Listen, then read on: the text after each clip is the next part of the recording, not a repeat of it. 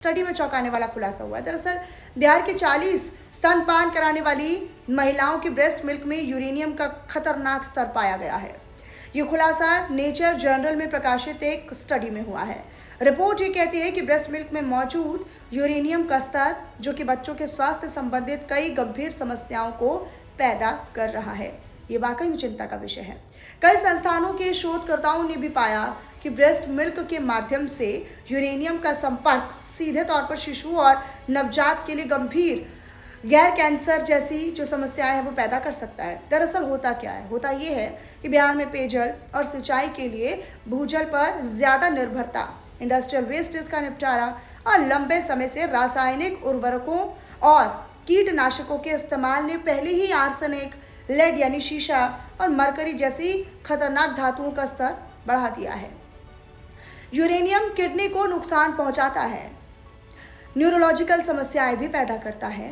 Doctors के मुताबिक ये कहा जा रहा है कि आगे चलकर कैंसर जैसी, जी हाँ, कैंसर जैसी गंभीर समस्या को बढ़ा सकता है या इसका कारण भी बन सकता है। जो नवजात है, जो शिशु है, उसके मेंटल ग्रोथ पर इसका असर पड़ सकता है, यानी जो मानसिक बुद्धिमत्ता है उस पर असर पड़ेगा। बिहार की महिलाओं के ब्रेस्ट मिल्क में लेड की मात्रा मिली थी। रिसर्च ये कहती है गंगा के तटीय इलाकों में जैसे ज़िले हैं समस्तीपुर, दरभंगा, बेगूसराय, खगड़िया, मुंगेर, नालंदा, यहाँ पर ब्रेस्ट मिल्क में शीशा यानी लेड पाया गया। महावीर कैंसर संस्थान के रिसर्च डिपार्टमेंट ने इसका खुलासा बाकायदा एक स्टडी के बाद किया। एक्सपर्ट्स का कहना था कि ये नवजात और शिशु के मेंटल ग्रोथ के लिए खतरनाक है, जैसे कि हमने रिपीट भी किया। प्रोफेसर अशोक कुमार घोष ने बताया कि गंगा किनारे के ज़िलों में पानी पर रिसर्च किया गया था, जिसमें ये पाया गया था कि पानी में आर्सेनिक की मात्रा बहुत ज़्यादा है। इसके बाद टीम ने मदर मिल्क पर यानी माँ के दूध पर रिसर्च किया। इस दूध में आर्सेनिक के साथ साथ लेड यानी शीशे की मात्रा भी पाई गई, जो बच्चों के लिए काफ़ी घातक है, खतरनाक है। ग्राउंड वाटर यूरेनियम कंटेमिनेशन, ये तो भारत में वैसे भी चिंता का विषय है, जो बिहार समेत 18 राज्यों के 151 जिलों को प्रभावित करता है। कई स्टडीज़ में बिहार के कुछ जिलों में ग्राउंड वाटर में यूरेनियम की मौजूदगी की रिपोर्ट भी मिली है, जो अपने आप में एक गंभीर चिंता का विषय है। लेकिन ये भी एक बड़ा सवाल है कि क्या बिहार में ये जो पूरा मामला सामने आया है या एक रिपोर्ट जो सामने आई है कि ब्रेस्ट मिल्क में यूरेनियम, लेड या आर्सेनिक जैसी धातुओं का मिलना या केमिकल्स का मिलना, ये क्या केवल बिहार में है? क्योंकि तटीय राज्य तो और भी सारे हैं, शहर तो और भी हैं।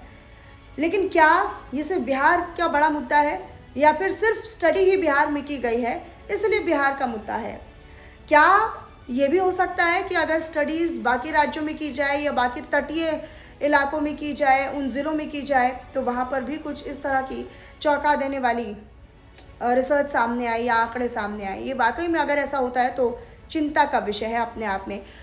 खैर, आप इसको लेकर क्या सोचते हैं, क्या कहेंगे? हालांकि मेंटल ग्रोथ पर ये सीधा असर डालता है। यूरेनियम की मौजूदगी की रिपोर्ट मिलना ये अपने आप में बहुत बड़ी चिंता का विषय हो जाता है। इसको लेकर सरकारें भी तमाम तरह के प्रयास करें, सामाजिक तौर पर भी एक पहल की शुरुआत होनी चाहिए, एक पहल होनी चाहिए इसको लेकर।